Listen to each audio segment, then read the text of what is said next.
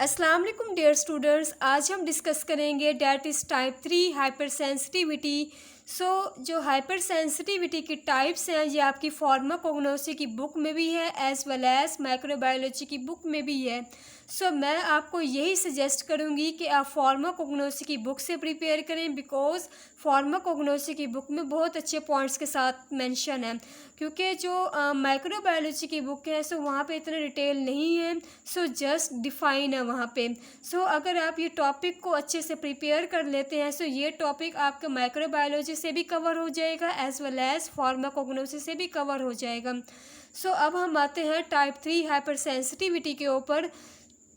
Type 3 hyper sensitivity जो कि type 1 और टाइप 2 हाइपर सेंसिटिविटी से किस तरह डिफरेंस है, आज के लेक्चर में हम इसको डिस्कस करेंगे। टाइप 3 हाइपर सेंसिटिविटी को आप कहते हैं इम्यून कॉम्प्लेक्स हाइपर सेंसिटिविटी। ये आपका मोस्ट वाइवा प्लस एमसीक्यूज़ का क्वेश्चन है। वो आपसे पूछ सकते हैं कि टाइप 2 हाइपर सेंसिटिविटी का दूसरा नेम क्या होता है, टाइप 1 हाइपर सेंसिटिविटी का दूसरा नेम क्या होता है, या टाइप 3 हाइपर सेंसिटिविटी का अदर नेम बताएं। ये आपको पता होना चाहिए, ठीक हो गया। Also called immune complex hyper sensitivity. जब भी हमारी बॉडी में हाइपर सेंसिटिविटी या एलर्जिक रिएक्शन होता है इसकी बेसिक वजह क्या होती है, इसकी बेसिक रीज़न ये होता है कि आपकी बॉडी के अंदर एंटीजन इंटर हो जाता है। जब एंटीजन इंटर होता है तो फौरी तौर पर एंटीबॉडीज़ बनती हैं, और जब एंटीबॉडीज़ बनती हैं तो क्या होता है कि एंटीजन आके उस एंटीबॉडीज़ के साथ जाके बाइंड करते हैं। As a result antigen antibody reaction हो जाता है, ठीक हो गया। अब हम इस फ्लो चार्ट को देख लेते हैं। जैसे ही आपकी बॉडी के अंदर एंटीजन इंटर हुआ, एंटीजन कोई भी हो सकता है, या फॉरेन पार्टिकल्स, डस्ट है, पोलन है, वॉटएवर जो भी है। जैसे ही एंटीजन इंटर हुआ फौरी तौर पर उसने एंटीबॉडीज़ बनाई। वाई शेप की एंटीबॉडीज़ होते हैं। ये मैंने वाई शेप को ड्रॉ किया हुआ, that is antibodies.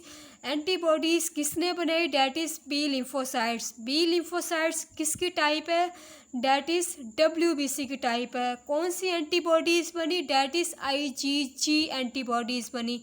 Type 1 hypersensitivity के अंदर कौन सी एंटीबॉडीज़ बनी थी, that is IgE। Type 2 hypersensitivity के अंदर कौन सी एंटीबॉडीज़ बनी थी, that is IgG IgM।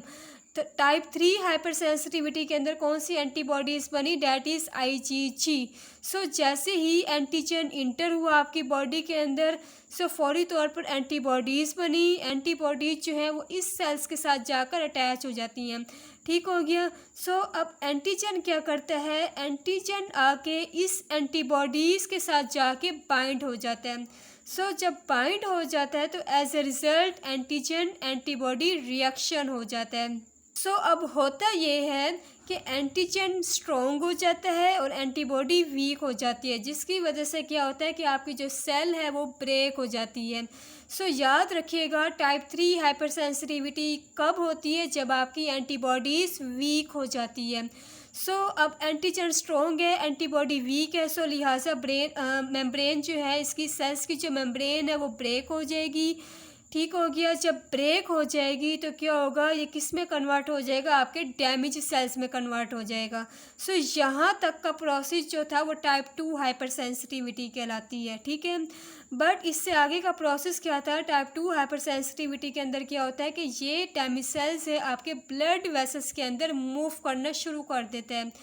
Damage cell जो है आपके ब्लड वेसल्स के अंदर मूव करेगा, जहाँ जहाँ ब्लड मूव करेगा वहाँ वहाँ पे आपको ईचिंग स्टार्ट हो जाएगी, इन्फ्लेमेशन हो जाएगी, रेडनेस हो जाएगी।